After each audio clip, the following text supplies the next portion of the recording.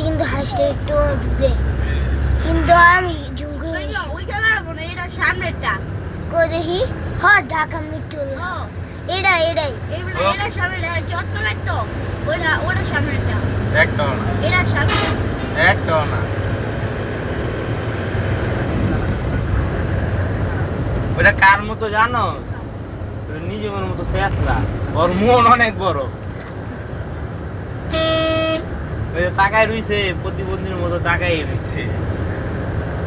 Truck আবার ঠিক আবার সেম কালারের মাল আবার আইবে, বুঝিস নাই?